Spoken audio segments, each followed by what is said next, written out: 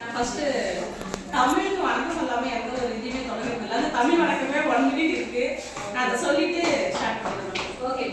முத்த கடற்படைத்த 3 நெறிவளர்த்து கட்டி கலைமிகுந்த நாயகமே, கற்றன் கலை மீது கரங்களில் விளையாடும் காவலர்களின் வாண்டி வையகமே, ராட்டி மடியில் தவழ்ந்த தமிழ்தாயின் தலைவர்கள் புத்ததிருந்தான், புறதரசன் இருந்தான், வாத்து தமிழுக்கே வழங்கிய கம்பன் இருந்தான், வயதான குரல் பாட்டி அப்ப இருந்தான், அரசியலும் குதூகலமாய் பட்டை சூழ நாடறிந்த போலே இருந்தான், நக்கீரன் நன்னக நகைச்சுவை முன்சாத்து ஒப்பு மாசாத்தி சிலம்படி தகப்பும் காவலர்கள் ஊருமே காத்திருந்த பாலவர் காவலர் நானந்தி பாடுத்த தம்பி எத்தனை பேர் அத்துணை பேரும் மொத்தமாய் சேர்த்து யாப்பிலா பாடலும் யாத்திரும் கவிதைகளும் ஆப்படா ஒரு மடியில் வாங்கி காப்பிலா தமிழ் நெஞ்சில் காலமெல்லாம் பிச்சிருக்குமோ பிலா தமிழுக்கு அன்பார்ந்த வணக்கங்கள். இங்கு கூடியுள்ளவர்கள் அனைவருக்கும் இனிய மகளிர் வாழ்த்துக்களை தெரிவித்துக் கொண்டு, பட்டங்கள் ஆடுவதும் சட்டங்கள் செய்வதும் பாரதிய பெண்கள் நடத்த வந்தோம் என்றாரே பாரதியார். ஆம், பாரதியின் பாடல் பொய்யாகவில்லை. அடுப்பூதும் பெண்ணிற்கு படிப்பதற்கு என்பதை உடைத்து அடுப்பையும் எரிப்போம் ஆதாயத்திலும் பறப்போம் என்று பறந்து சாதித்துக் கொண்டிருக்கிறார்கள் பெண்கள். குறை கூறுபவர்கள் கூறிக்கொண்டேதான் இருப்பார்கள். குறைக்காத நாயும் இல்லை, குறை சொல்லாத வாயும் இல்லை.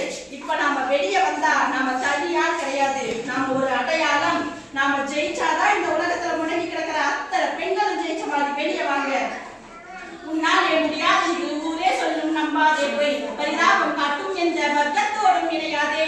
உலகத்தின் வழி எல்லாம் வந்தால் என்ன கண் முன்னே பிரசவத்தின் வழியை தாங்க பிறந்த கிணி சீரகே.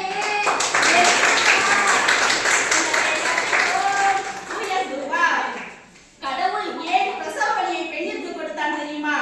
ஆண்களை விட பெண்களுக்கு தான் உடல் வலிமையும் மன வலிமையும் அதிகம்.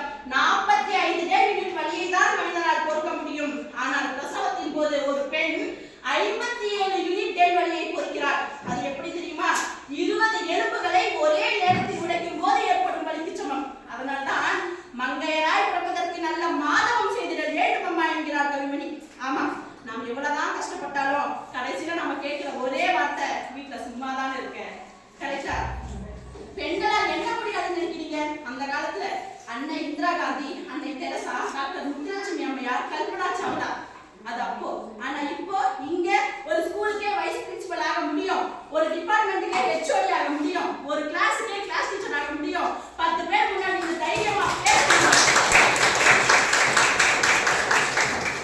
இப்படி இருக்கிற நம்மள தான் கொஞ்சம் அடக்கமா நடந்து கொள்றாங்க. இனிமே யாராவது அடக்கமா கொஞ்சம் கேட்டாங்கன்னா சுடுகாட்டுக்கு போய் கோடி எடுத்துக்காங்க, நிறைய அட்டம் பண்ணி வச்சிருக்காங்க சொல்லுங்க. ஒரு ஆணின் துணை இல்லாமல் பெண்களால் குடும்பத்தை தைரியமாக நடத்த முடியும். ஆனால் ஆண்களுக்கு அம்மாவாக, அக்காவாக, தங்கையாக, தாரமாக, மகளாக என்று ஒவ்வொரு இடத்திலும் பெண் இல்லாமல் குடும்பம் குடும்பமாக இருக்காது.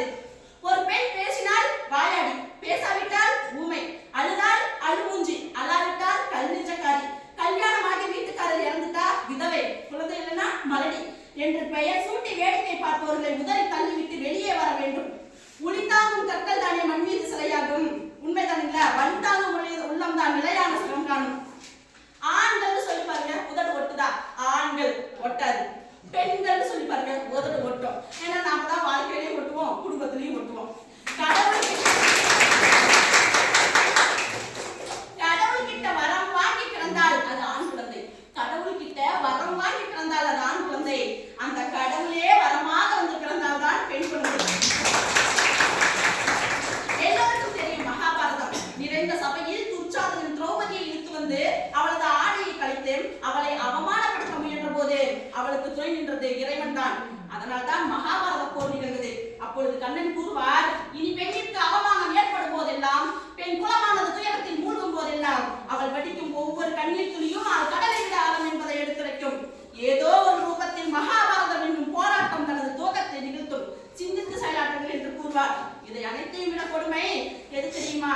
கணவனை இழந்த பெண் அவள் ரோட்ல நிம்மதியா நடக்க முடியுமா? தீய சகனமாக கணிக்கப்பட்டார். பொட்டு, பூ, வளையல், புடவைகள் என்று அனைத்தையும் இளதோடாக நிற்க வேண்டுமா? இல்லை இல்லை, தாலிக்கு